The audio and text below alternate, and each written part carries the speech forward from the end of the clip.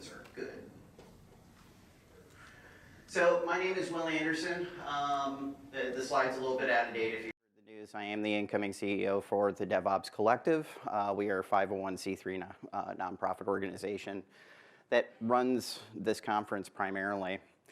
I'm also a cloud solutions architect for a company called Cortex Services out of Michigan. No, the Canada hoodie wasn't a mistake. I do live there, but I am American, so it's a little bit confusing.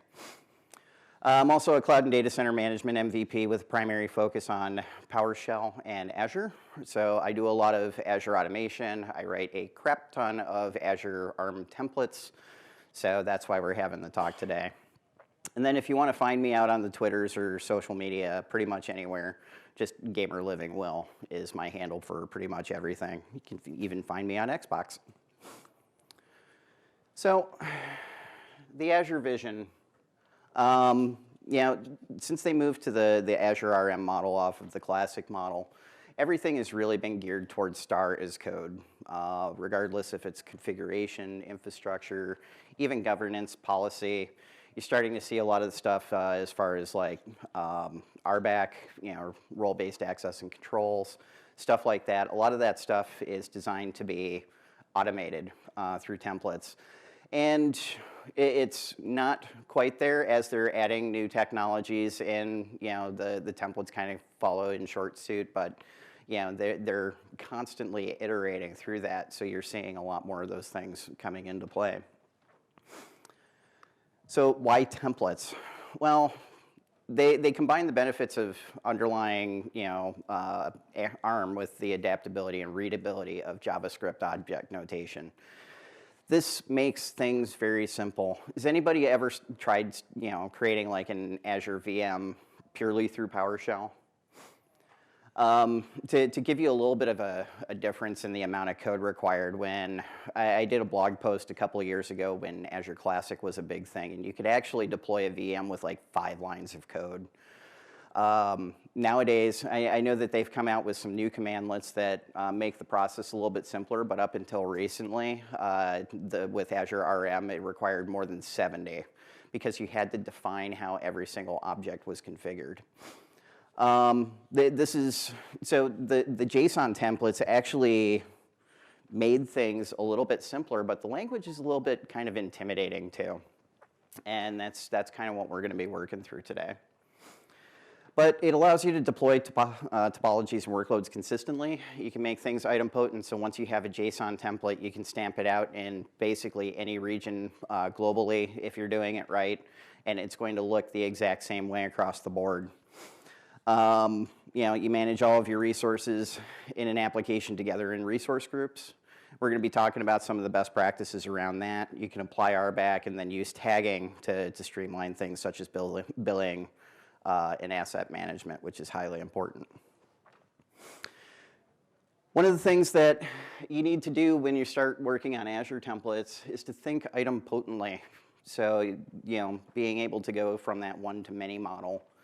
And, you know, this is very much that pets versus cattle mentality where, you know, when it comes to template design, you really want to be able to create a template in a way that not only is it easy to rapidly deploy across multiple regions, but also be able to destroy that instance and rebuild it with greater ease than having to go through it and following a bunch of manual steps to do so.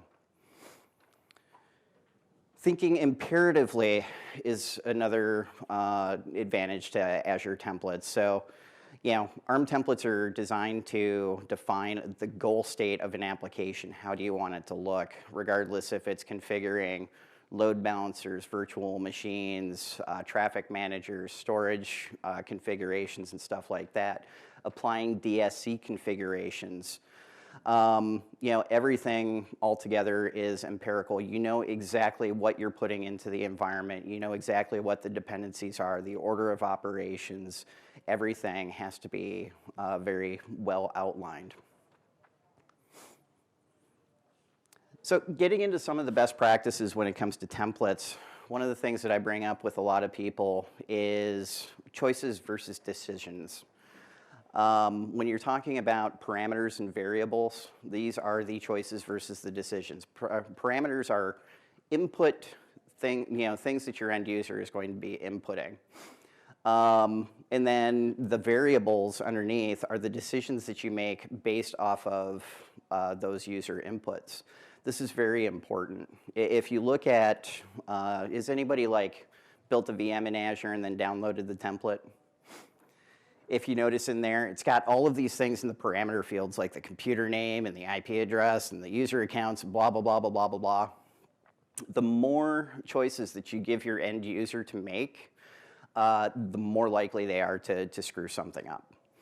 So one of the big goals that you have when you're creating these templates is to provide as few decisions to your users as possible, or choices to your users as possible, and then based off of those choices, make decisions for them. Computer naming conventions, what automation accounts to use, how many VMs to spin up for dev, QA, and prod environments, things like this can all be made as decisions in the underlying template. Basically what I said. One of the other things that is very much key is user accounts. So having done a lot of work for Fortune 500 companies where they were basically environments where they gave subscriptions out to their developers, you wouldn't believe the number of instantiations we saw where basically the admin account was admin and password was password. That's bad. So those are things that you want to be able to take away from your users and be able to make the right decisions. The Azure Key Vault does a really good job, but I'm a little bit more partial towards Azure Automation Account Creds, primarily because in Azure are you guys familiar with the two? I'll show you guys this a little bit later, but actually I could show you right now. But basically what it comes down to is Azure Key Vault gives you the ability to unobfuscate the password. Not really something that I want to be able to hand over to my admins to use. Oh, hey, connection to the internet is a good thing. Okay, who's got the Wi-Fi access called Homer? Because that's awesome.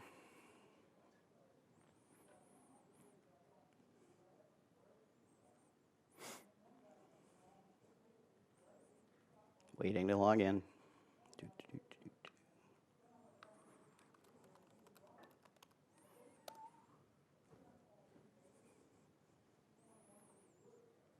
Yes, connect to Wi-Fi. Okay. So let me just drag this over here real quick.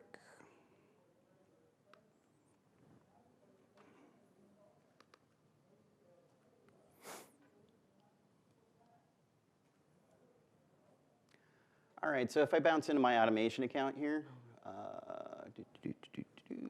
go. Oh, stop. I'm a little click happy this morning. I've had too much coffee, I guess.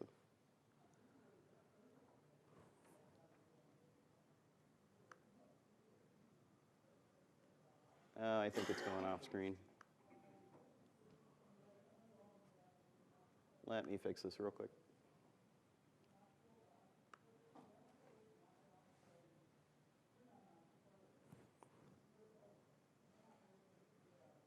Where'd my scroll bar go?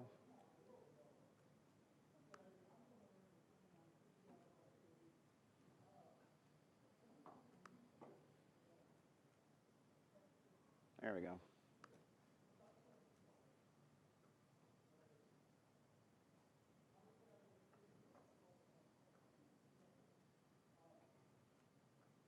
Thought I had a key vault in here.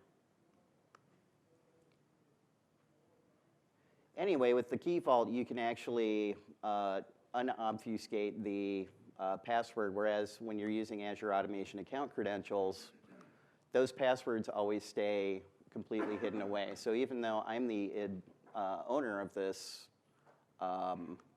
subscription, if I go and I look at a key, I'll jump in here, and you'll see the password is obfuscated, and I have no way to be able to take that away. So kind of a big deal. What it gives you is the ability to have like your SQL administrators or your app administrators, anybody that kind of uses a service account, you could give them the access to the automation account to be able to apply those credentials, and then as an administrator, you can use the credential to deploy the environment without necessarily knowing what those credentials are. So it's a little bit more secure. So that's, pretty important. So moving along here, one of the big things that I get into is decision making with complex variable constructs. Is anybody kind of playing around with this right now? Excellent. So who here is familiar with a hash table? Or actually, better yet, configuration data in DSC? Okay. So essentially what a complex variable is, because in an Azure template, basic variables are just key value pairs, right? Essentially what you're doing with a complex variable is you're creating an object. You're defining those objects based off of key naming. So you can see here, like I've got my VM configuration, NP denotes non-production, PR denotes production. And then I have these tables underneath that define like what I want my web server to look like given a certain configuration. Now, the way that this is called, and I'll be showing you guys this in code, the way this is called is you have a variable that references the complex variable that you want to grab, and then the input parameter. And then when the JSON template runs, it looks at the input parameter, goes through this list and says, for example, if I'm in a production environment, okay, I need to look at the PR table, and then I need to grab the object references for that. And then you can dot source this in your template. This allows you to do a lot of decision making on behalf of your user. Say maybe for your non-production environment, you only want like 2 web servers and a load balance configuration. But for your production environment, maybe you want 4. Maybe you want bigger servers in the production than the smaller one, or vice versa. So this allows you to actually make a lot of those decisions underneath. Clear as mud yet? Awesome. One of the other best practices that you want to follow is keep naming standards simple. I know that there's a lot of people out there that want to have, some randomized, string of characters, or they're like, ABC, this many zeros, and then denote it with a 1 or something to make it completely, unreadable. I've seen some weird and crazy stuff, but you want to keep it simple and standard across all of your resources.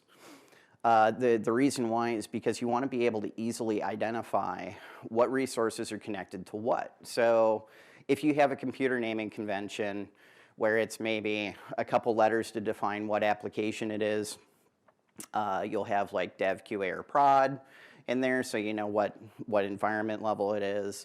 You might have the region in there denoted by a couple of characters, so that way it's easy to identify what region you're looking at without having to look at the resource group, and then maybe some numbers. But then you'll take that base naming and you'll apply it to like your network interface for that VM. So you have your computer name plus like NIF. You might have a load balancer and just call it LB. You'll have a public IP and just call it pub IP. But this allows you standard naming across the board. One of the other things that I tend to tell a lot of my customers is that you want to avoid hyphens and special characters. The reason why is because now you're creating, VMs can take hyphens, but what is it? I think storage groups can't. Yeah, storage groups can't. So now you're having to create different naming conventions for all of your different objects. You're adding complexity. And as we all know, complexity breeds catastrophe. You also have to be cognizant of naming limitations. So Windows VMs can't exceed more than 15 characters still, even though we live in a 64-bit era. Don't know why, but that's the way it is. Storage accounts, on the other hand, can't exceed 24 characters. So you need to be cognizant of that when you're making these rules up. You also have to be aware of things that require globally unique naming. storage accounts, public IPs, web apps, stuff like that. And you know, global naming is not just to your organization, it's global, period. I remember the first time I went to create an Azure RM storage account, and I thought it would be really, you know, cool and nerdy and call it Vault 101. Nope, somebody already took that. Wasn't in my organization, it was somebody else globally, but apparently there's, you know, other nerds that are faster than I am.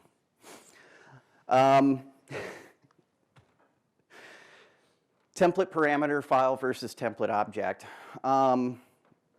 This is hugely important, guys. I see this all the time. Actually, if you go to the Azure Quick Start templates, you see it rather frequently, where a lot of people have parameters.json files that they put all of the parameter inputs. Number one, you're using a static file, so you've already thrown item potency out the window. Number two, one of the most common mistakes that I see is that oftentimes there will be something in the parameters to pass credentials. So what do I see in those parameters.json files? Username, password. Great, thank you for putting it in a plain text file that anybody can read.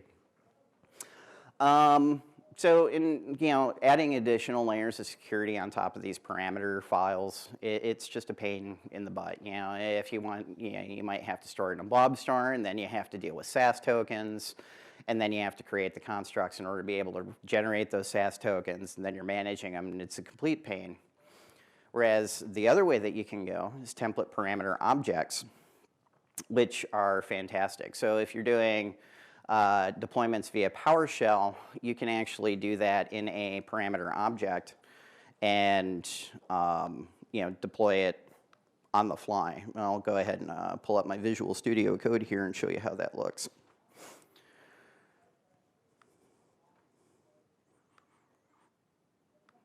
As soon as I clear all my customer stuff off the screen.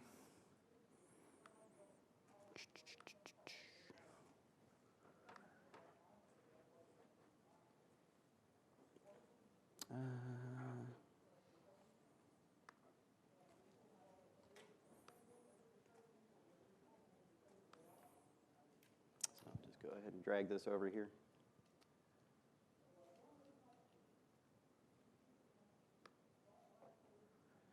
So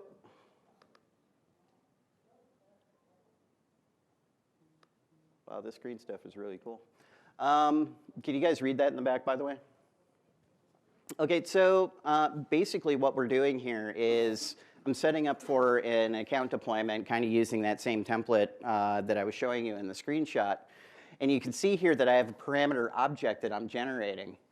And the parameter object is actually doing a couple of things for me. It's grabbing the location by getting the resource group that I'm deploying to.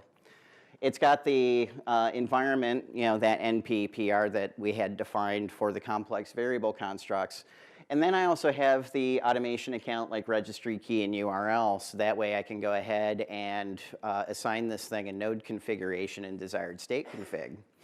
And I can do this on the fly. So, you know, as, you know, maybe I have some this automation code in my CI/CD or whatever to do my deployments for me, then basically it can just go off and say, okay, I'm going over to West US, so we're going to create a resource group there, grab the object, import that into the parameters, and then go ahead and do our deployments. And then also maybe have some automation to define what automation account that I want to hook up to if I'm doing maybe multi-geo automation accounts. So this allows me to go ahead and do this stuff on the fly instead of having to generate a bunch of static files that I have to go ahead and build. Once again, clear as mud. Excellent.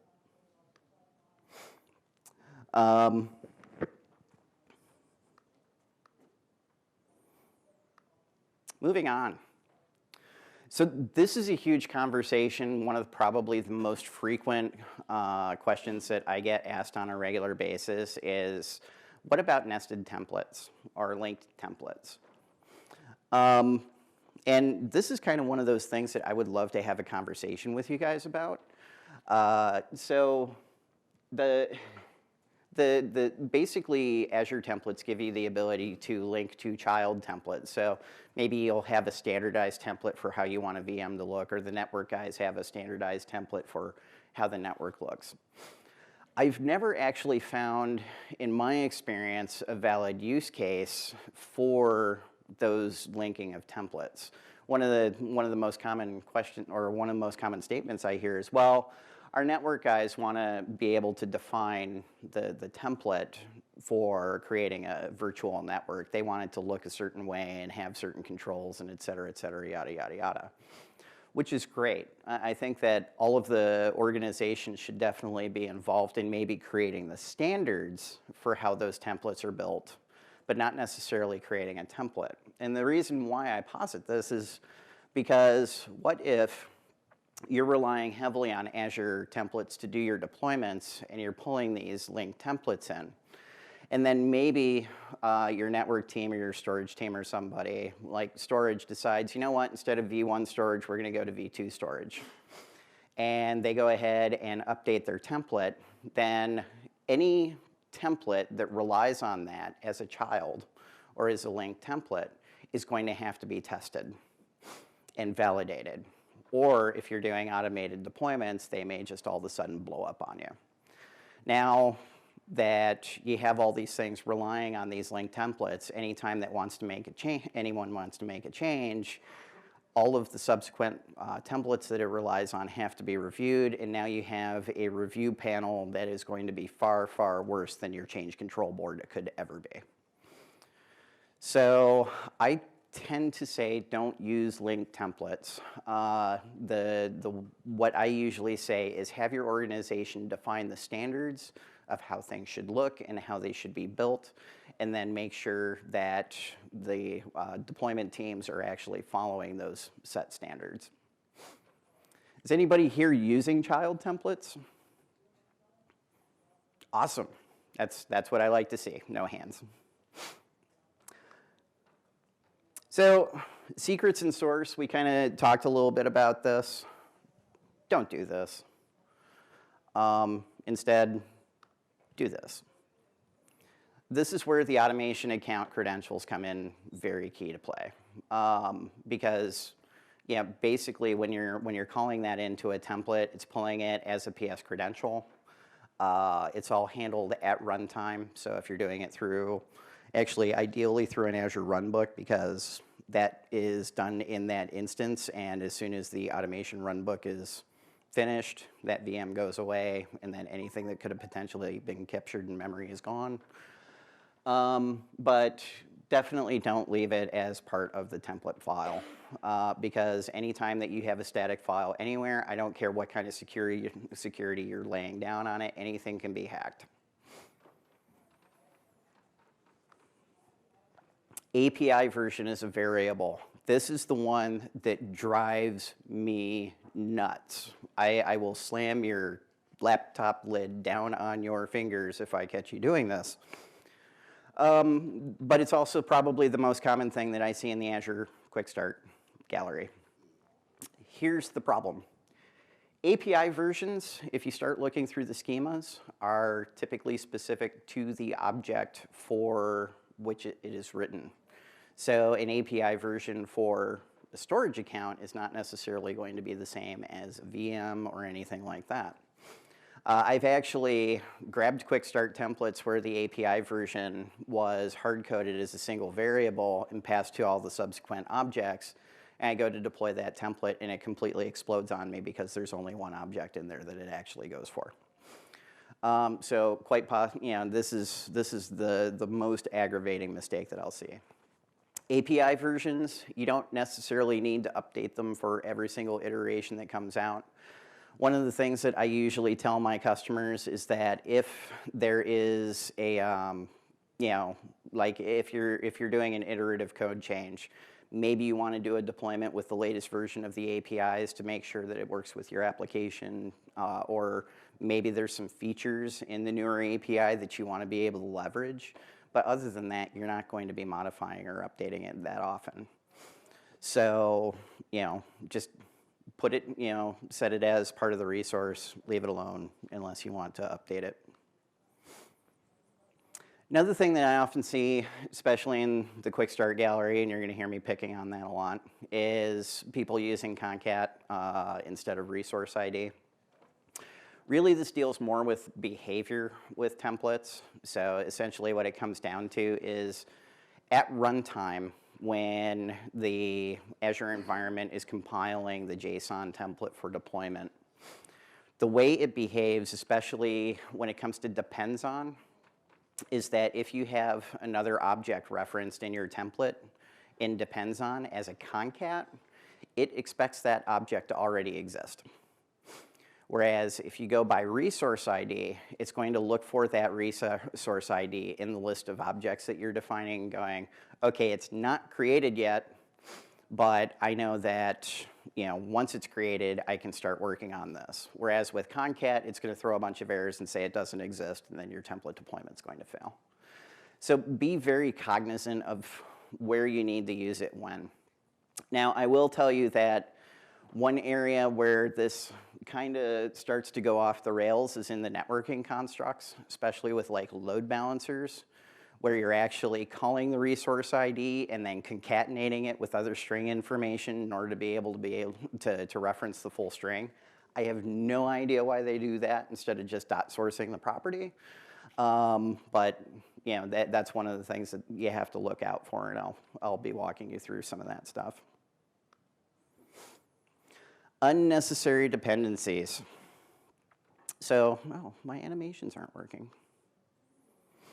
There we go. Keep it clean and simple. Don't overcomplicate things. Basically, the way resource dependencies work is, it's your order of operations, right? So, and I've seen a lot of templates or people get frustrated because they start building resource dependencies and kind of start creating like these circular logic errors where, they go to deploy the template, they don't know why it's failing, but then you look at resource dependencies and they want to like create a VNet, and the network interface is reliant on the VNet, and they want to attach the public IP, so they make the public IP reliant on the network interface, but they're also making the public IP reliant on the VNet.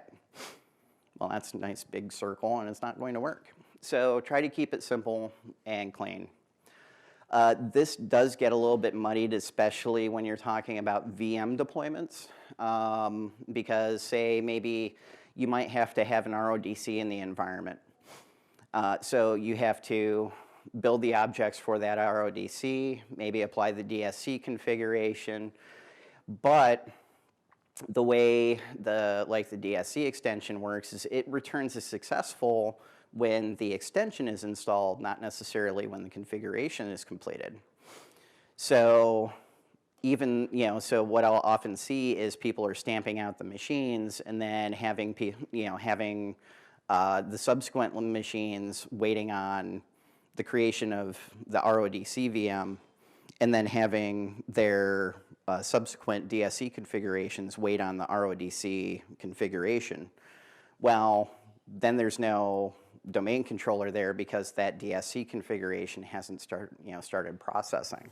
So oftentimes what I do is I don't have those VMs actually start creating until the DSC configuration or DSC extension installation for that RODC is complete. I'm actually going to be showing you some examples of how that works. But try to keep your dependencies to an absolute minimum and keep it as streamlined as possible, because that's oftentimes where I see a lot of mistakes occur. So, how many people have heard, people online say, oh, don't create your templates from scratch, go ahead and pull it from the quick start galleries and then just modify it as you need it, stuff like that. Show of hands? Yeah. Really great if you're good at coding, or if you're already familiar with JSON. If you're like me, you weren't when you started. And we're all admins and engineers and stuff here, right? We're used to understanding the nuts and bolts of how something works. So I always say that basically use the quick start gallery kind of as a starting point. Don't use the quick start gallery as production ready code, but most importantly, take the time and build the stuff on your own. Because you're not going to understand the behavior of these template resources until you start playing with it and experimenting with it. If you're relying on these quick start galleries, if they work right off the bat, which I want to say about 60% of the time they won't, you know, you're not really understanding the underlying constructs, and it's very, very important that you do. Because if something breaks sometime down the line, you need to be able to read into it, understand what the expected behavior is, and then be able to trace back why it's failing. Also, like I said, the quick start templates tend to not follow best practices. They are almost never idempotent. So if you look through the quick start gallery, you're going to see templates that are going to have 50 billion parameters. No, I don't want my user to make decisions. So, you know, try to build them on your own, try to make them as idempotent as possible. Authoring best practices. I won't necessarily slam your laptop lid on your fingers for not following these, but you know, my eye might twitch a little bit if you don't. Use camel case. So, and this is one thing, is PowerShell people, we're always taught to use, you know, capitalize the first letter, or if it's an abbreviation, make sure those 3 letters are capitalized. Not really the kind of standardization for authoring templates goes. It's, you know, the first word would be lowercase, the second one is capitalized. This is more just so you don't irk the programmers. Don't specify locations. So templates can't be used to deploy resource groups. They're something that you use to deploy to a resource group. So a lot of these objects, unless you're reaching out to something that already exists, are going to be pulling into that resource group. You get more flexibility and more idempotency if you use the resource group.location object. Because now I'm not reliant on a hard-coded resource group location. It's whatever location I'm deploying to, it's going to automatically pull that location and then specify it in my objects. Tags. Number one, allow automation to create your tags on the fly. So you can use the, you know, you can do this a number of different ways. You can pass it in as parameter objects and then have your CI/CD do the decision making for you. You can go ahead and build tags on the fly using automation. But most importantly, tag your resources. I can't tell you how many projects where they've paid me stupid amounts of money to go through and come up with some kind of automation to go back and tag resources because they didn't know what org to bill what objects to. So you want to start getting ahead of that right off the bat. Use outputs. So this is super, super important. You can actually, there's a construct called outputs that outputs certain data. So like if you have public IP addresses or you have like asset management and you need that computer name or those object names, you can actually leverage that in the object output and then be able to pass that to additional automation or to be able to register that information wherever you need it to go. So IPAM or asset management or what have you. And I'll show you how those constructs work. So before I get into demo time, anybody have any questions? I know it's Tuesday morning and we had a lot of drinking last night, but come on, somebody's got to have a question. There we go. When you build out, if you're building out an environment through templates, do you put all of your stuff in one template, like multiple different objects, or do you break it out for each object and then call those templates using PowerShell? So that gets into the whole child templates discussion, and I don't like to do it. Primarily because the purpose of a template is to define what that specific environment is to look like. So you're painting that picture, right? That picture is going to change between instance to instance. So like, you know, I might have one application that needs to be painted a certain way. Another organization or another group's going to have their application painted a different way. And then you have to manage what happens if one of those child templates changes, and that creates a lot of unnecessary complication. Like I said, it will make your change management you know, process look tame, because anytime you want to make a change to that child template, you have to go back and revalidate everything that it's dependent on. So I say, use it to kind of like a DSC configuration where, you're painting the picture of how you want a box to look. The ARM template is how you want that specific application environment to look. So in that way, if they decide to update the standards, then they can go deal with the app owners to update their stuff, but it's not incumbent on that specific organization to go and harangue everybody. Or they can just say, hey, going forward, this is what the standard is, leave your current environments alone. So it's a lot easier to manage from that perspective. Anybody else? And then are you going to show joining to an Active Directory domain as part of this? The template that I have will create its own domain. So it's kind of one of those things that I'm a little bit proud of. It creates its own domain controller and stuff, but if you're talking to connecting to Azure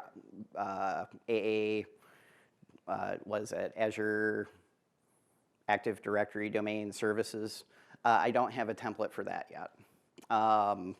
That primarily because it just went in GA not too long ago, and I haven't had any time to play with it. Just in general, just joining a server to a domain. Yeah, and I'll show you how I do that. Any other questions? Go for it. Yeah, so I'm kind of new to the whole resource template thing. You were talking about the resource ID versus Concat, and it wasn't clear to me which one you were recommending for what situation. Could you just clarify that real quick? It depends. And I'll show you what the examples look like in my template. Actually, let me go ahead and start queuing that up. I have you guys until 10, right? 10:45? Awesome. Even better. I don't have to talk fast to make your eyes bleed.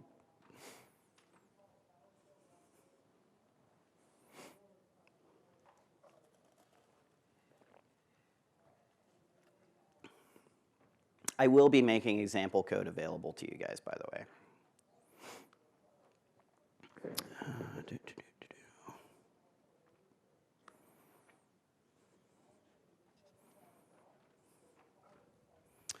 So the first thing I'm going to do is I'm actually going to do a live demonstration for you. However, I'm not going to guarantee that it's going to work.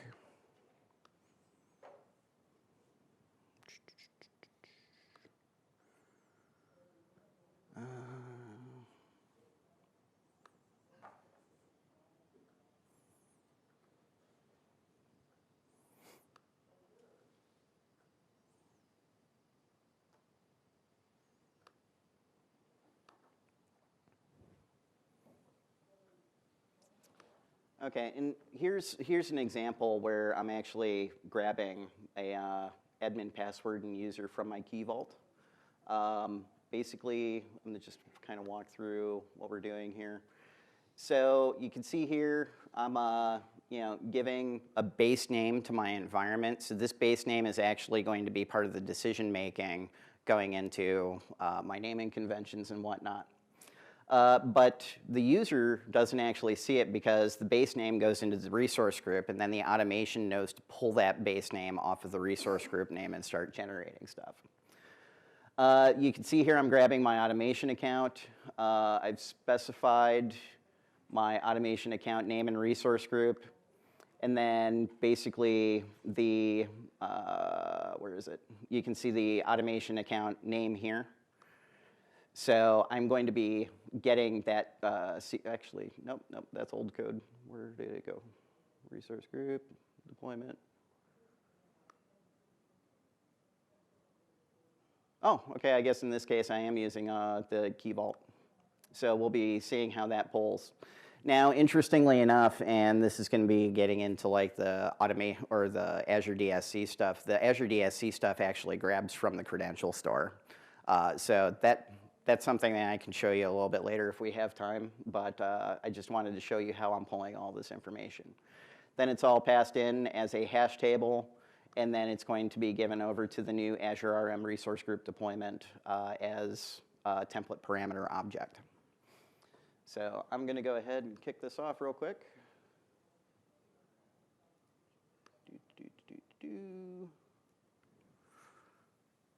Hopefully this doesn't explode.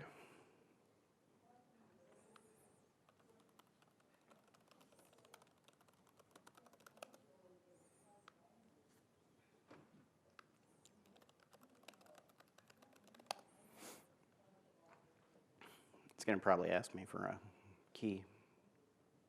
No? Okay.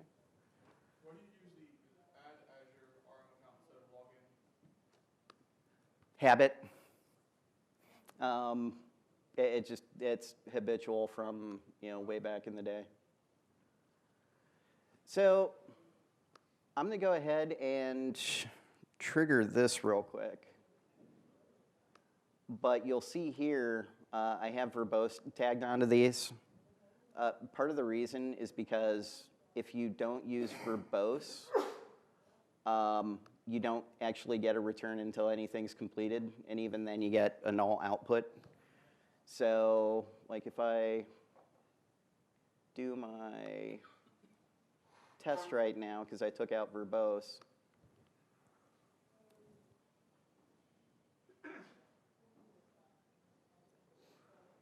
if I had taken out verbose, you just get a null output.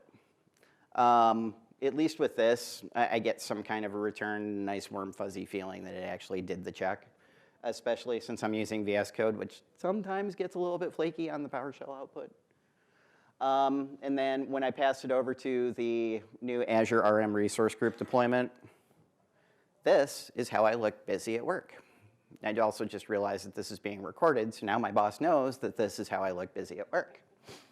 But basically, what's really nice about the verbose output in here is it's going to go through and tell you exactly what it's doing and where it's at in the deployment. So more importantly than just looking busy at work, it gives you some semblance of where during the configuration deployment you're at. Whereas if you're not using the verbose output, you just get a hung console session until it completes and then returns its output data. So I definitely recommend using verbose. So let's go ahead and take a look from a template perspective as to what we're doing here.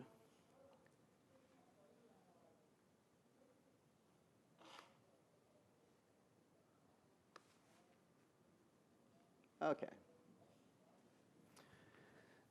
So, actually, I think that extending my screens is causing some issues, so let me go ahead and just fix this real quick.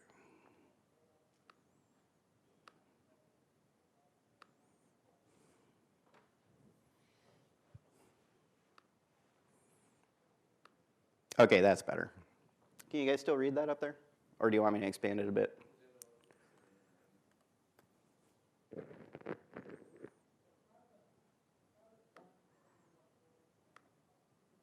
Better?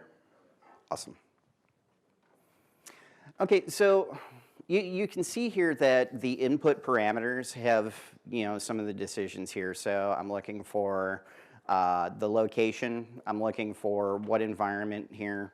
I'm looking for my automation account registry keys and URLs, what my admin user and password are, much like you'll see oftentimes in a lot of these quick start templates.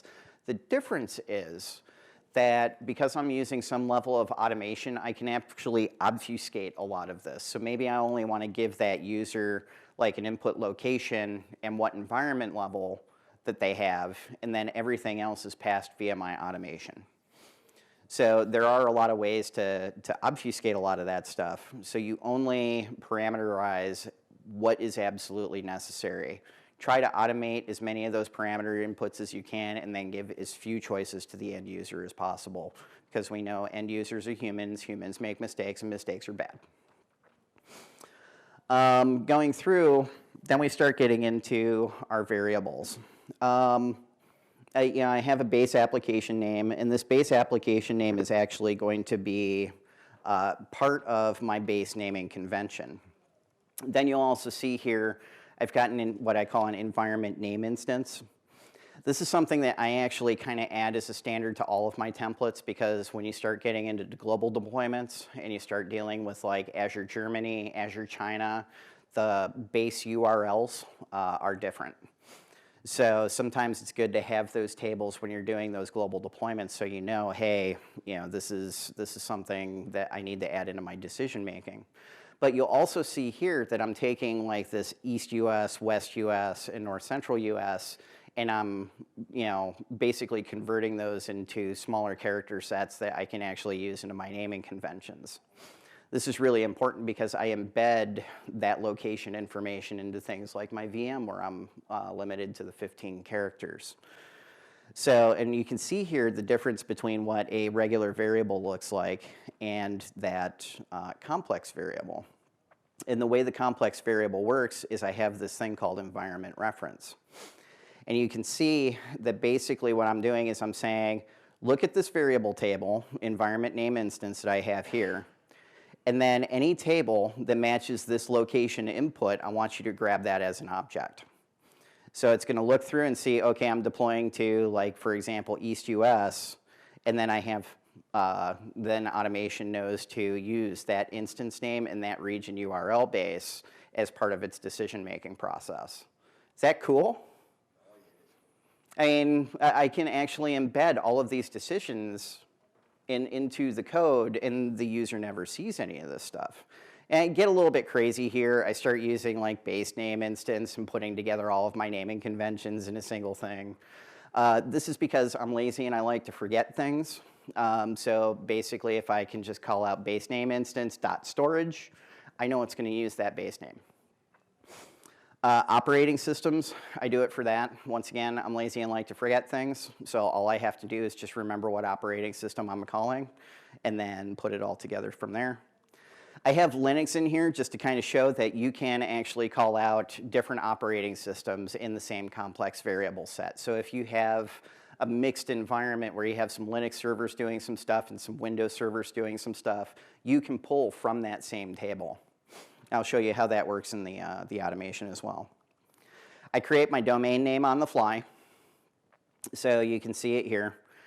And then, of course, this is that VM config that I was telling you about. So my non-production servers, I have everything separated out by role.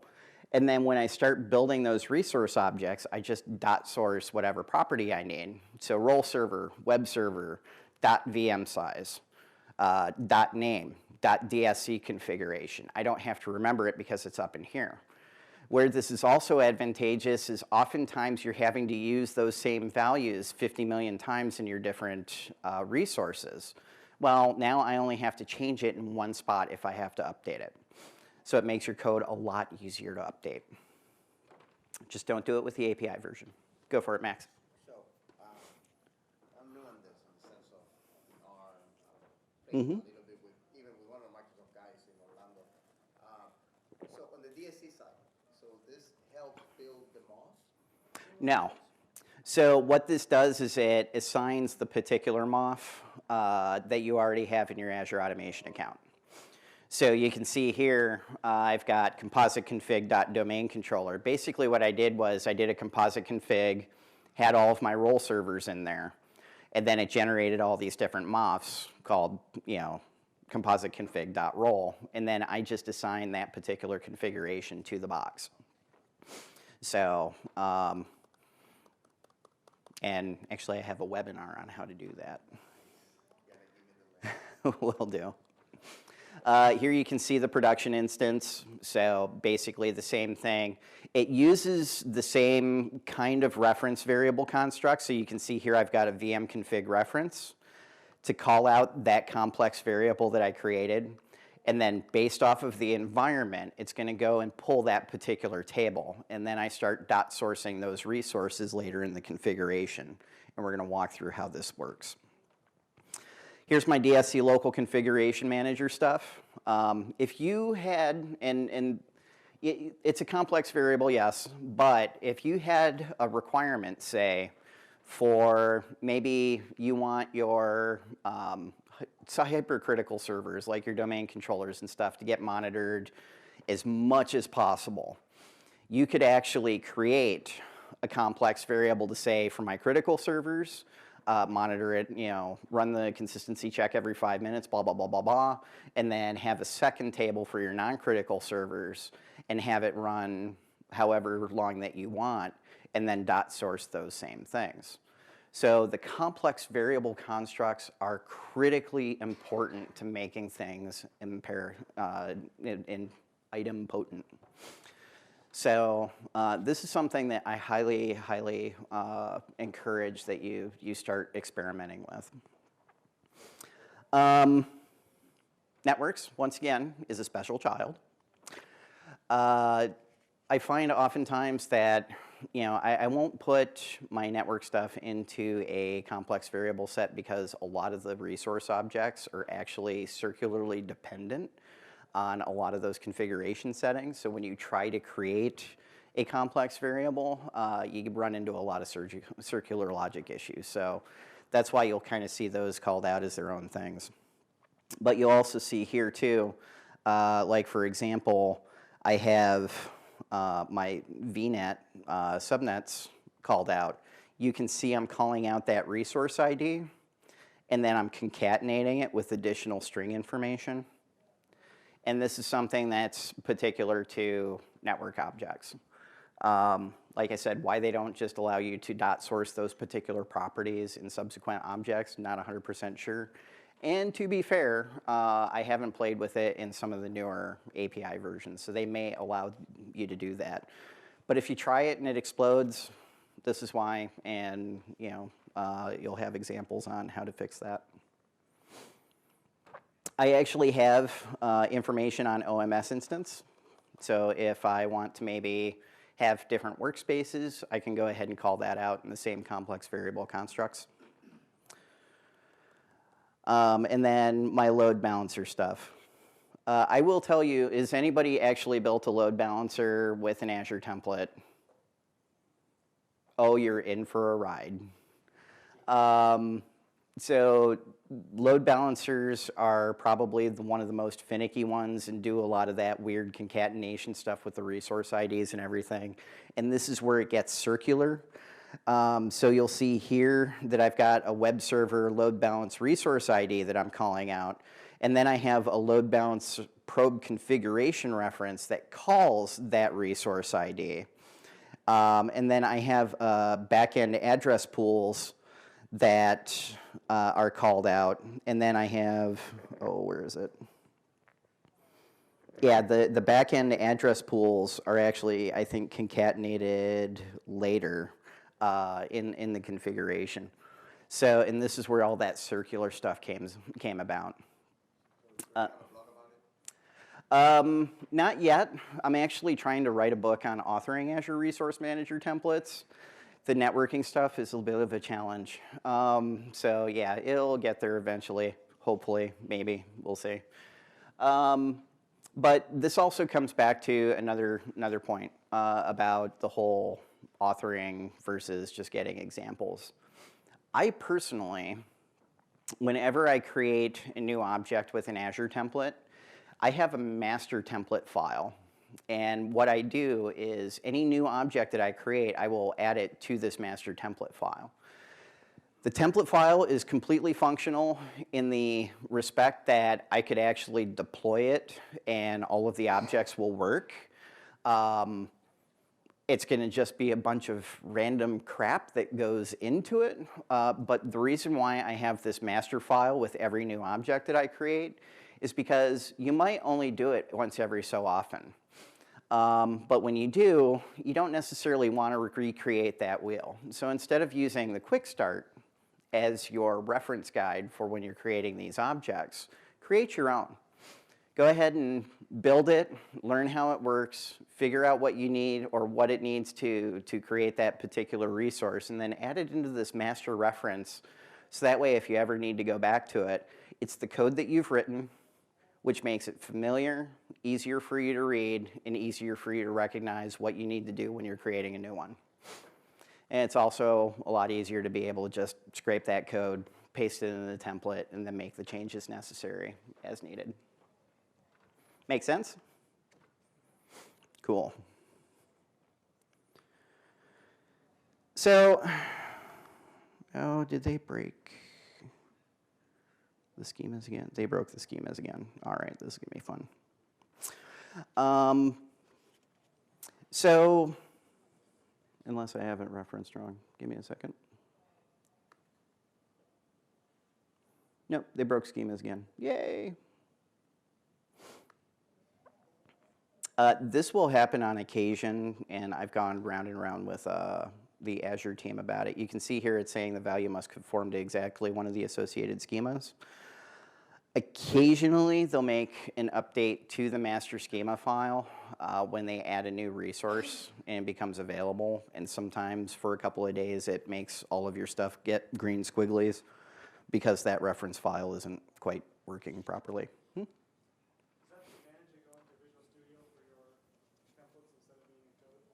Actually, the biggest advantage, and I'm sure this is going to be fixed at some point, is that when you're sourcing objects in complex variables, you get linting errors in VS Code.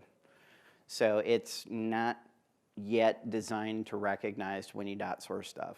And actually, I think Visual Studio itself doesn't necessarily reference that you're sourcing an object property in a complex variable. I think it just doesn't care. So, and I'll show you what the difference is between those two in a minute. Now, you can see here that I've got the API version hard-coded per resource because obviously we're not using the thing. Oh, wait, actually, that might be why. One moment.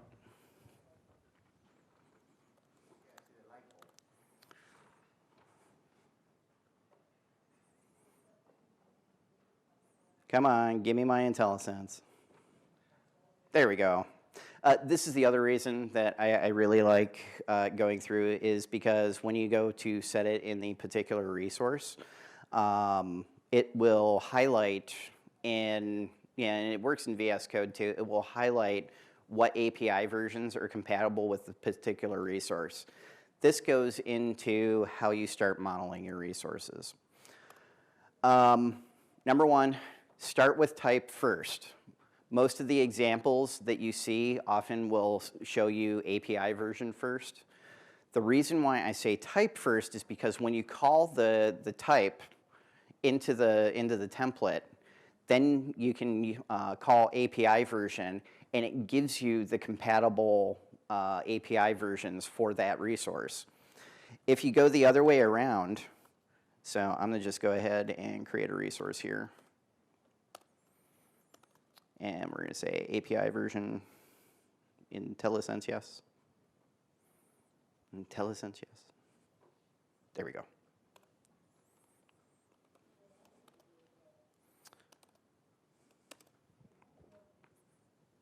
Go. IntelliSense is a little bit slow when you're pulling a foreign schema. It's going to pull you a bunch of erroneous APIs. And actually, when it's fully working, all of those would actually be black and not highlighted because it's basically saying, hey, you're calling a resource but no type. It's compatible with everything. Yay. So you want to go with the type first because it'll actually call out the appropriate ones. So you can see in this list where it's like 2014-0401 to 2016-0201.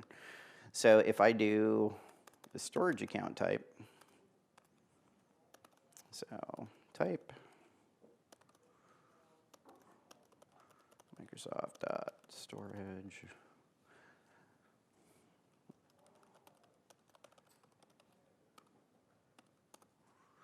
And I do API version here.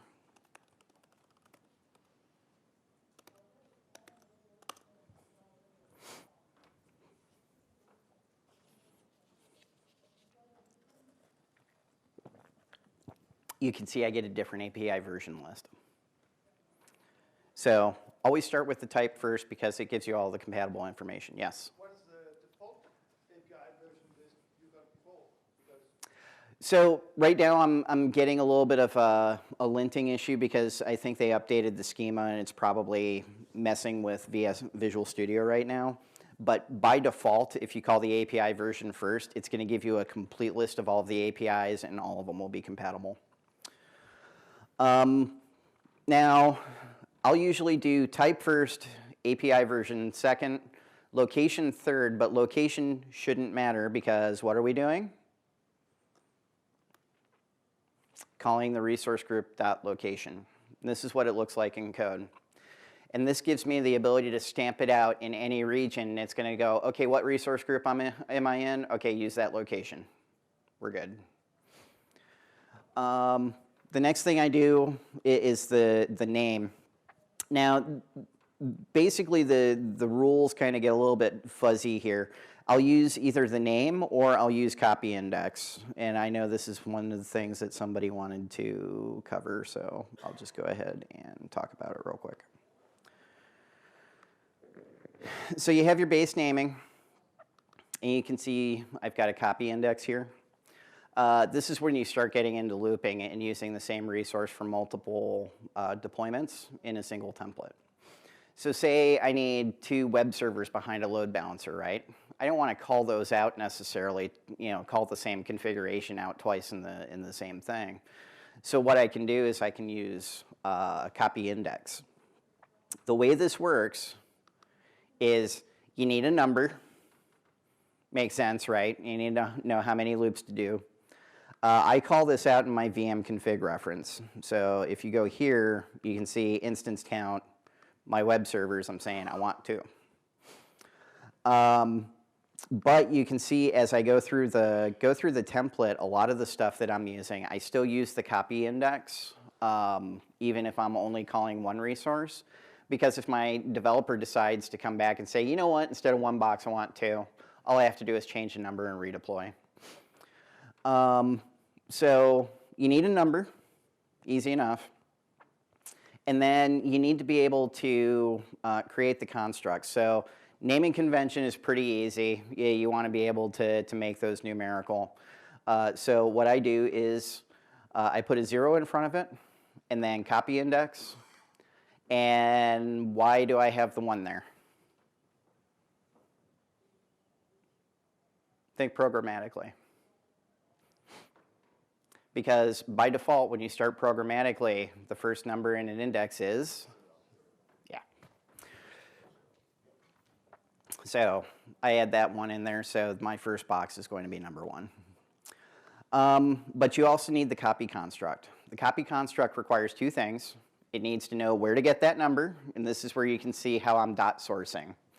So there's my VM config reference, my role server, and the property I want. Pretty cool. Now I just keep stuff in tables, and all my decisions are made there, and I don't have anything hard-coded. If I want to change it, I add a new table. I'm good. But the copy also needs some type of a loop name. The loop name really only matters to the instance. It's not going to be called anywhere else. And this is really for the record for the deployment. So you can call it really whatever you want. Just keep it clean, because if anybody decides to audit the logs and sees, VM F word loop, you might get nailed. Huh? The name is really just to, because the copy loop in itself is its own object, so it just needs a name to reference that. So it really has no impact outside of the loop itself. Like a tag. Yeah. You can see here, I've got my tags in here. So I've got like my subscription display name and then parameters for the environment, no big deal. And you can see here that I've got a crap ton of dependencies. So why do I have this? Order of operations and requirements. I'm using Azure Diagnostics, which means I need a storage account for my diagnostics. That has to exist before my VM does. I need a network interface. Now, if I look at the network interface for the web server, that has its own dependencies. Okay, this is where we get into that linear logical order of operations. I need to have my availability set exist before my VMs do. And then my configurations. So you can see here, I'm building a domain controller for the environment. I need that domain controller to be up and running before I even deploy this box. So that way, as the domain controller configuration is finishing, then this box starts kicking off and it's applying its configuration, and that time wait for the Active Directory domain doesn't have to wait very long. So that's where I start referencing all of this stuff. Pardon me? So you do have, actually, I can't remember if it's still being managed or not. There is, let me get out of this real quick.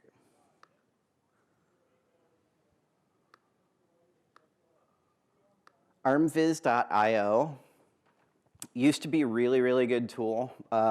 Basically what it allows you to do is it allows you to load a JSON template, and then it can trace back the dependencies. Caveat is the bigger the JSON template gets, the harder it gets for it to be able to track a lot of those dependencies, and then it just kind of explodes after a certain point. So, and I believe it was actually written by somebody at Microsoft, but I'm pretty sure that the project was eventually abandoned because I haven't seen any updates come out of it in a really long time. It's a good starting point to kind of start getting that direction of where your template is going. And then once it gets to that size where ArmViz is already exploding, you've already got a good idea of, you know, where you're going with it and how to set your resource dependencies. Because honestly, after the first one, a lot of my depends on for my different constructs is going to look really similar. So if I go to like the next VM config, you know, I have this one where it's waiting on the domain controller, blah, blah, blah. Once again, you know, my dependencies are, I'm waiting for the VM config reference for the domain controller.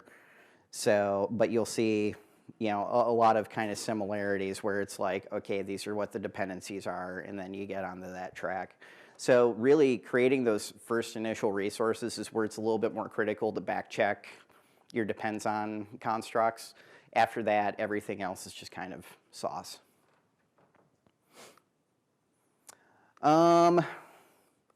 So type, API version, name, copy, okay, is usually kind of the construct I set. Tags, optional but highly recommended. Depends on, order of operations. Then you get into your properties, all right? Properties are absolutely 100% dependent on type and API version, okay? Because what it's going back is, or what it's doing is it's going back and reading the schema. Does anybody know how to actually look up the schema for a resource manager template?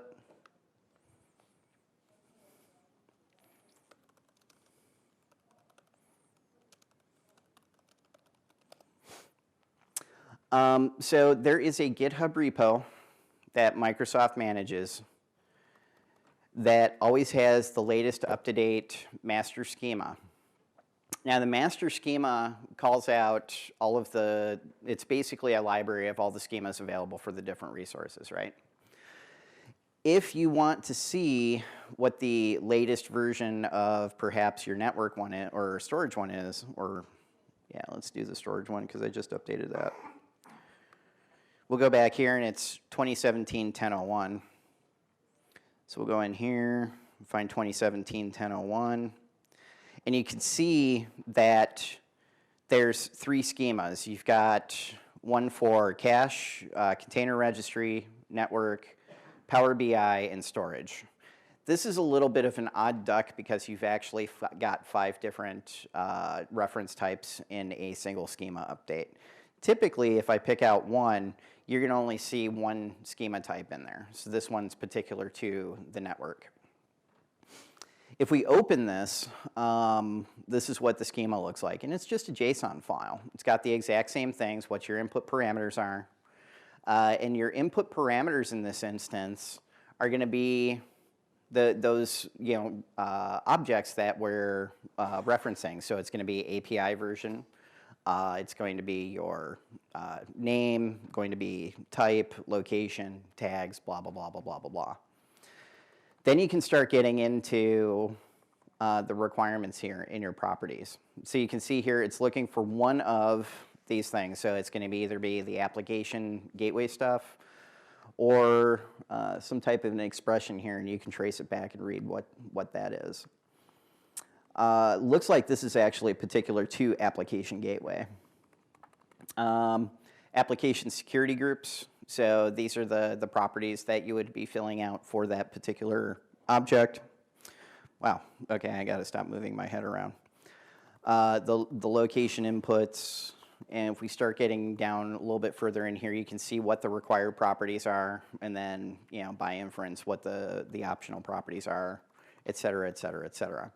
So this is a great place to go back and kind of read through exactly what's necessary. But I rely heavily on IntelliSense to tell me what I need to put in.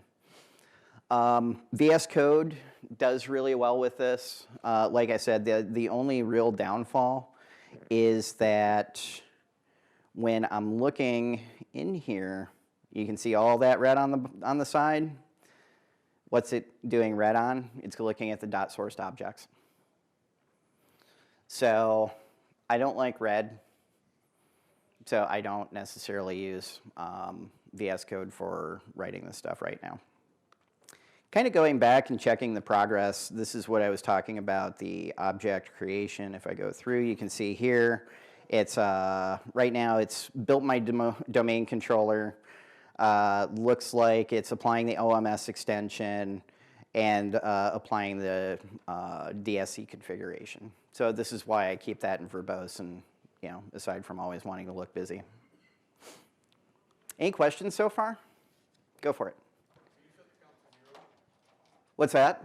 Can you set the count to 0? For copy index? Yeah, all you have to do is just not call a number. So, actually, I mean, like, if I wanted to set the count as a parameter and say out of my entire template I didn't want to build something that wasn't there, can I set that to 0 and would it bypass that? That's where you start getting into operators. I haven't added that part as this part of the talk yet because I haven't had time to experiment it and totally understand it. But yeah, so basically what you're asking is you're looking for like some kind of an if-then reference. So if parameter X says blah, do this. So that is now available in Azure Templates. God, somebody just wrote about it recently. I can't remember who it was. I will tell you that Dan, are you in the room? Dan Iverson? So talk to Dan Iverson. I know he was asking about it, and I think he's been playing around with it. But yeah, that's not quite in this talk yet. But yes, you can. Any other question? No? Okay. Are you guys getting this?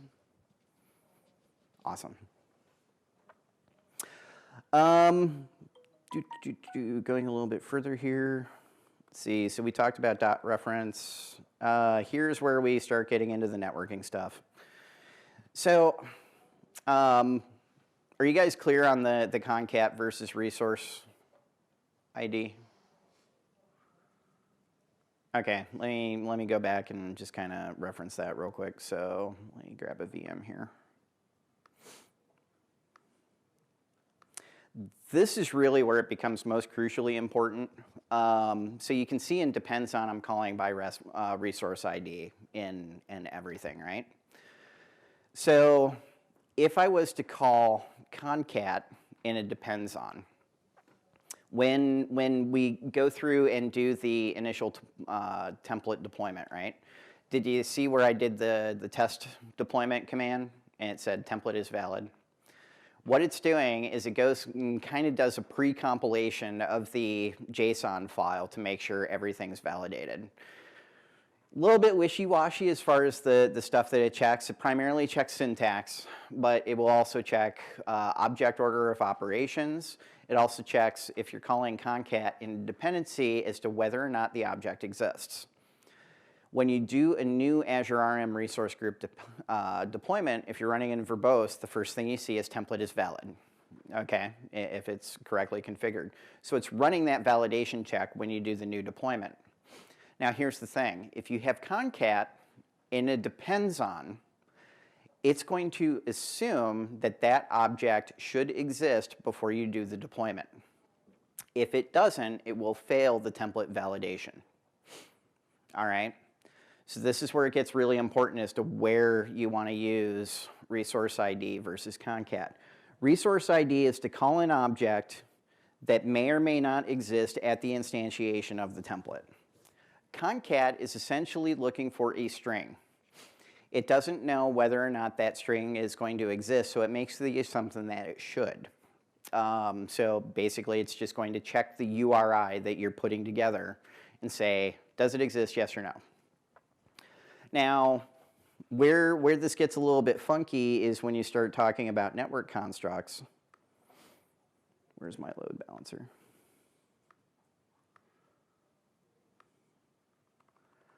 The network constructs are URI dependent.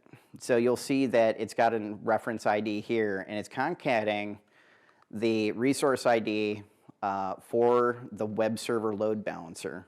Now here's the funny thing. We're in the load balancer object, but it needs the resource ID. But it's looking for the URI of something. So you can see I'm concating the resource ID, and then I'm adding that back-end address configuration reference, which if we look at it, is the rest of the string to complete the URI. This is where all the circular crap in the network objects gets really confusing. So I would say if you want to bludgeon yourself mentally, but get a really good understanding of how the underpinnings of an Azure resource work, build a load balancer. Otherwise, don't do it unless you absolutely have to. Does Concat and resource ID make a little bit more sense in how it gets applied and how you need to, okay, awesome. So getting back into here, and once again, this is where the dot sourcing becomes exceptionally crucial. So these are properties that you're going to keep using over and over and over again. So you can see here I'm using that web server.name. Here I'm using web server.name again for part of my base naming for part of the network construct. DNS address, boring. I start getting a little bit lower into the VM config. You can see here, this is where I'm calling out my operating system information. I don't have to remember what the publisher SKU and version is. I can just go ahead and call it from that table, and then what image am I using? I always want the latest one because I like aggravating my developers. Getting a little bit further in, this is where it's taking that credential information that we grabbed from Azure Key Vault and passing it in. It's passing it in as a PS object, and then going ahead and parsing out that information. From what I can infer, because I've never gotten a straight answer on this, it looks like it's probably taking the PS credential and then using the, get network credential property to pass the password in plain text. So it's kind of one of those funky things about how it breaks things down, but because we're doing it in automation, it remains obfuscated, especially since we're pulling from the Key Vault. Once again, VM size, because I'm pulling from that table, I can dot source that, and then that pulls from that complex variable construct. Getting a little bit further down into extensions. So you can see here, I'm actually, this is something that's a little bit funky with extensions. So I see a lot of examples online where you can actually create child resources in the VM objects for the extensions. I don't do that primarily because if you have a dependency on that extension, coming out with the reference for it is extremely difficult. So what I usually do is I create the extension separately and then have a dependency for the VM to be created, then go ahead and kick off that extension. So if I have another dependency on that extension, I can call it. It may have been fixed in later iterations, but my previous experiments have showed that when you have a child extension, it becomes exceptionally difficult to create a dependency on it. So that's why I have it on the outside. But going into it, you can see here, this is where I'm calling in my DSC configuration manager settings. I will tell you that if you have problems with the latest version of the DSC extension, the only way that you're going to get around it is this way.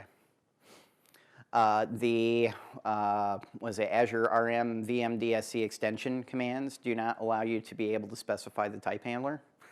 So if you want to go to a previous version, you got to do it through a template. I think you can also use the, not the DSC extension commandlet, but like the VM extension commands to specify type handler version. But then you have to remember what the type name for the specific thing is, and it's a pain. Here's some of the properties that you'll see in here. So registration URI, that pulls it from our input parameters where we grab the automation account. VM config reference, this is where I'm getting that configuration name. So all I have to remember is the web server, the role, and tell it to look at the DSC configuration in that table. Configuration mode, so that's going to be, apply and autocorrect, apply only, et cetera, et cetera. Reboot note if needed, that's another thing that I have in the tables. And that's so that way you can actually set these up if you need different configuration settings for different web or server roles. You can go ahead and create that in the table, and then it just gets referenced off of it here. Also, this is another nice thing. You can specify WMF version in the DSC extension. I mean, some security people might be, no, we're only using PowerShell 5 and not 5.1. Unfortunately, it's against most HR policies to take them out in the backyard and bludgeon them until they start agreeing with you. So you can go ahead and specify those settings in here. That's pretty much where this is at.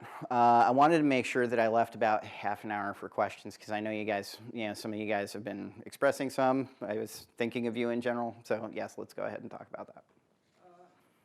Mode in your resources, incremental versus... Pardon me? I didn't see your mode in any of your resources, incremental. By default, I think it's complete. So it's going to go ahead and check through the configuration, and if anything's kind of drifted out of config, it's going to go ahead and kibosh it. And incremental? Incremental looks for any of the objects that don't already exist and only creates those. Correct. Now, I will tell you that using the default mode options, one thing that can be affected is custom script extensions. They will re-execute. I found that out when somebody had put a sysprep script in without telling me and went and deployed and bye. So yeah, the custom script extension will re-execute.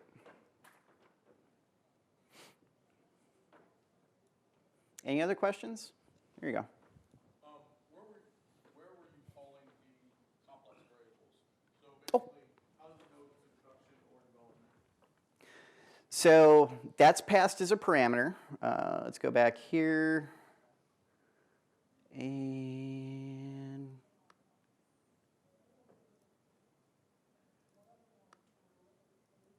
here. That's the wrong one. Where's deploy basic citrix? There we go. So that's set here. The definition of what environment I want. So that's passed in an automation through my parameter object. That is called in here. All right. Then for the VM configuration reference, I have the table built. So I'll just go ahead and fold some of this stuff so we can get NP and PR together. I have my table definitions built on that NP and PR parameter input, okay? And then I have to create those reference objects underneath in the tables like so. So web server, I've got that instance count, VM size, name, DSC configuration, et cetera. Same thing for my domain controller. Now, the way the JSON template puts that together is here. So basically what it's saying is, I want you to look at that VM config table,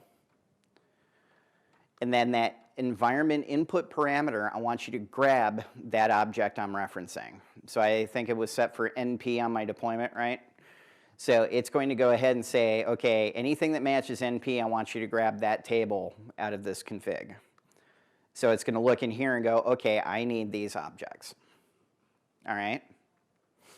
Now, where it gets applied is basically wherever I need it. But for our example, we were primarily looking at the web server. So if we go here, it's looking at that VM config reference variable that pulled those objects. Then I'm going to say the role server object that I created, the web server, I'm going to go ahead and look at that object table and then pull the instance count. So then it pulls that reference back and says, okay, here's my web server. There's my instance count. Cool? Awesome. And this is really where we get into all of that decision making. Think about all of these decisions that we've taken out of our users' hands, and we've made those decisions based off, all these decisions for them based off of one input. Our computer naming convention, our object naming convention, how many objects that we need, how the configuration gets applied. All of these decisions were made off of one input. So now my user is much less likely to do something stupid. Any other questions? How are you having your users actually deploy them? What's the interface for that? So primarily because I work as a consultant. So basically what I'm often tasked to do is create the template and then hand it off to their guys for the CI/CD stuff. Maybe provide some sample code that they would build for the automation. I myself oftentimes use straight PowerShell for my demonstrations. I've actually been working with Logic app to try to automate these, so because I'm lazy and I like to forget things.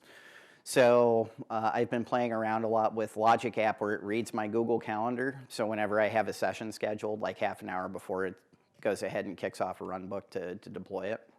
So there's a lot of different ways that you can actually do that. Like for example, if you're using, what is it? Not Scorch, what's the portal thing that Microsoft has in the System Center that you can actually have users go to? What's that? Not Dev Test Labs. It's like System Center Service Manager or something. Yeah, it's been a while since I system centered. You could actually create a run book off of that where it's like, I want an environment, and then just give them like, what's the environment level, and then have your run book actually go out and pull the automation account names and all that stuff for them, and then deploy. So there's a million different ways that you could actually build this into your run book automation. Any other questions? How long does something like this take you to actually create? Because I've actually done it a few times and I have my reference configuration, it's gotten a lot faster. I would say the first VM config I ever built was about 5 days, and then coming out and adding the DSC extension to apply a DSC config the first time was probably another 2 days. So and this kind of also goes into the design thing too. Number one, work iteratively. Don't be like, oh, you know what, I need a VM and I need a load balancer and I'm gonna need these network interfaces and I need this VNet and then I need these storage accounts and blah, blah, blah, blah, blah, and execute. You're gonna get a lot of red. Start simple. Start with the storage account, deploy it, validate it. Start with your, then add your VNet, deploy it, validate. Add your public IPs, deploy, validate. Anytime you add another resource, deploy and validate to make sure that it works appropriately before you add another one. Then start adding in your dependencies. You're going to save yourself a lot of frustration and banging your head on a table. How do you deal with OS level permissions? Pardon me? Permissions I do a lot of that stuff with desired state configuration. So DSC's got some great resources for managing like local group policy, local security policy, creating those users. I'll use oftentimes the automation account credentials for creating like the base user credential, and then I disassemble the credential in my DSC configs to create new ones. So if I have like a series of users that I have to create, but I know that they're all going to have that same starting password, I'll pass that credential in and then break it down by the users and then recompile a new automation credential. So that long and short, use desired state configuration and apply those. How do you, like when you're building these, like one of the things I ran into early on was trying to figure out like, you know, go to the quick start, find examples for like what to put in various properties. Mm-hmm.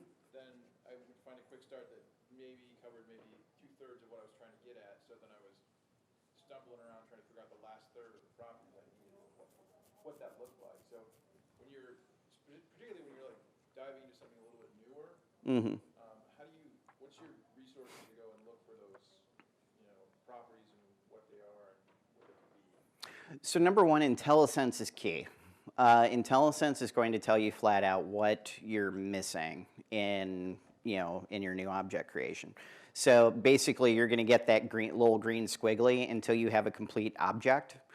And oftentimes, like when I create an object property, so let's go back over to my load balancer because load balancers have 50 million properties. Are you? Yes, okay.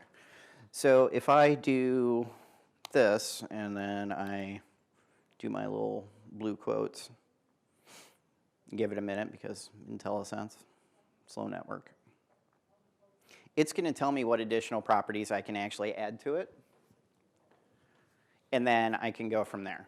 So use something that does IntelliSense. If somebody's like, I only build my Azure templates in Notepad, well, I too like to get frustrated on occasion, but that's not how I like to do it.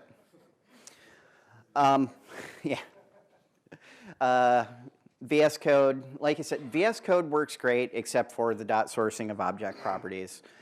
So it's a good free way to start. Or get your employer to pay for Visual Studio.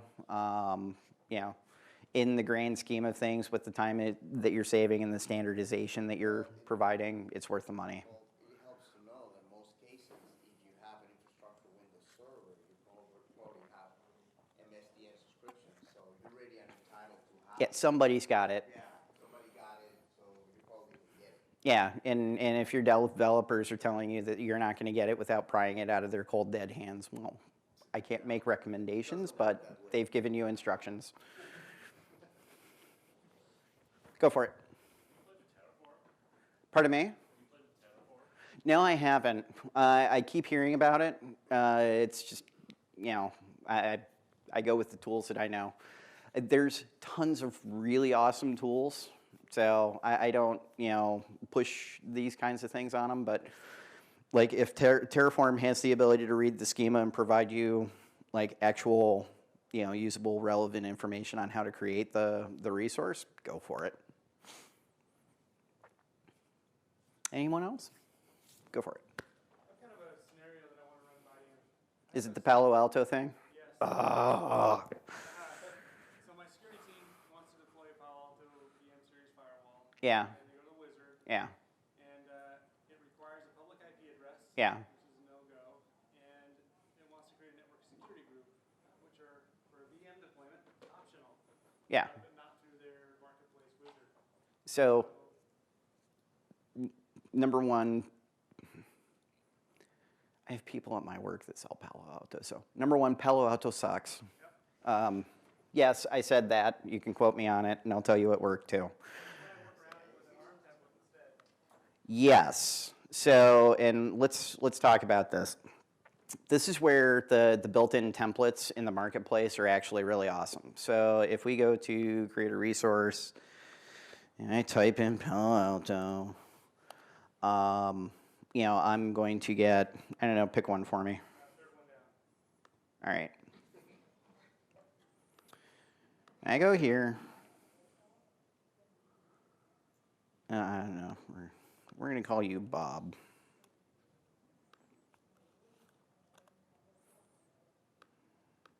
Put in my super secret password. Create new Palo Alto.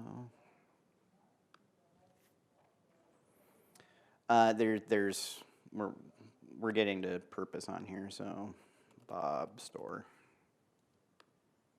Everything's Bob. Oh, somebody already took Bob.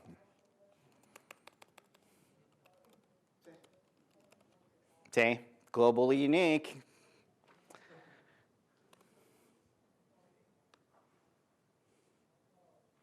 Sure, we'll call it that. Yeah, that works.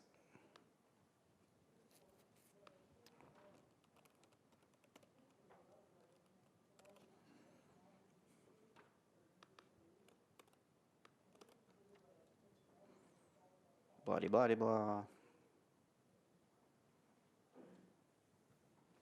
So before you buy, there should be a link that comes up for the Azure template.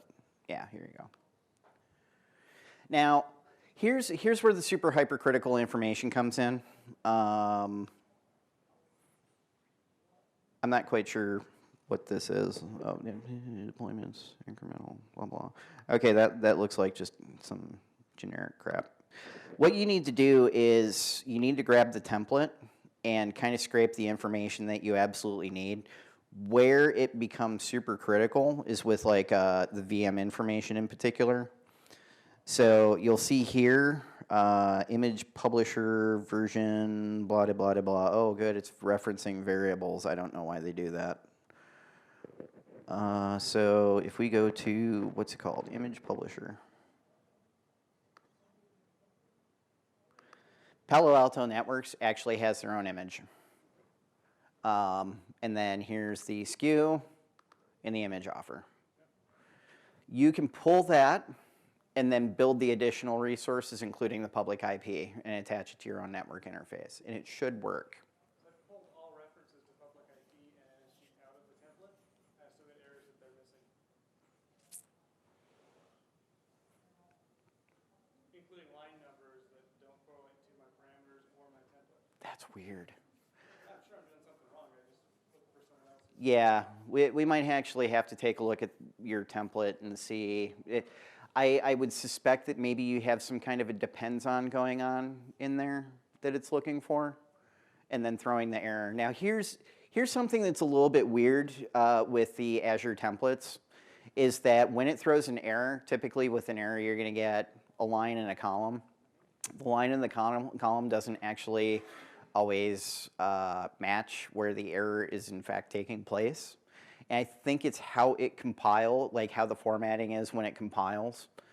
So sometimes you have to like scroll up 10 or 20 lines to figure out where it's at. But I'm thinking you probably have some kind of depends on.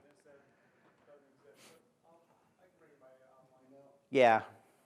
If I may, you know GitHub, if you subscribe to it and you use the Azure PowerShell, you put it on or you can post it in there, you get a quick response. It actually monitors constantly. It's not like posting something in user boy and it get buried, for weeks, months, maybe, who knows. But you get a quick response, and you have the team here from Microsoft. So, like, the only Yeah, but when it comes to third-party custom images, it's one of those things where they can provide support, but it sounds like there's something in your template that is calling it, and I suspect it's a dependency. Generate it from there. Yeah. There's an issue with it, at least it can point you to the right direction. Yeah. At least knowing Is there a what it is. standard way to see dependencies that come from an image versus the Well, schema? So, and this is why I think it's in the template, is that the VM itself is just an image. It's an image reference. So unless there's a specific parameter that it's looking for, which those parameters are going to be called out in there, I am inclined to think that it's probably some type of a resource dependency thing that's going on, or they're using some kind of a concatenated reference that's calling that variable, and you're not seeing it. So yeah, I'd definitely like to take a look at that with you, maybe during lunch, and we'll hack that out. Absolutely. I like your answer so far. If I'm the problem, you need to fix. Yeah. Yeah, because typically there's not going to be any type of return in the VM image that's going to affect the rest of the template. Any other questions? What time is it? You got me for 9 more minutes. Anyone? Anyone? No? The actual deployment then. Oh, You have everything, the actual. did it survive? It's still building. Let's see where you're at. Yeah, this is a really big build because I'm building like a Citrix environment here. Gotcha. Yeah. But you said you were going to show the DSC service at the time for the Azure automation. Yes. So you want to see like what the configuration looks like? Let's see here.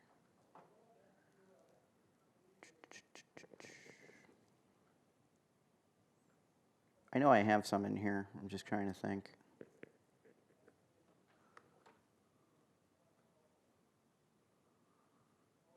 Yeah, here we go.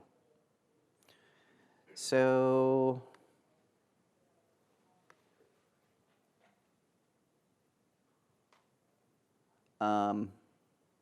no, this. So this is what the composite configuration looks like. If you're familiar with composite configs, you'll recognize it. But basically, I'm applying a base configuration to all of my systems. Then I have everything separated out by role. So you can see web servers just basically got domain join. I actually have it building PowerShell web access because I like that as opposed to RDP. Here's my domain controller config, where I'm actually building out the DC, but I'm also creating my Citrix administrators. I've got my SQL server here, where it's basically just got some nitty-gritty stuff for the SQL server, my license server. So basically, when this comes out compiled, it builds out all of the different roles. And then getting a little bit further into the nitty-gritty, you can see here where I've got my Citrix environment and like my director server schema, where I'm just basically installing the binaries and all of the additional stuff. So all of this gets loaded up into Azure Automation. So the composite configs will be loaded as modules and compiled, and then you upload the primary config that we saw. So this will actually get deployed through a script that basically passes some of those configuration settings. Basically what I'm setting here is what's my domain name, what's the automation account that I'm using, and then the admin name.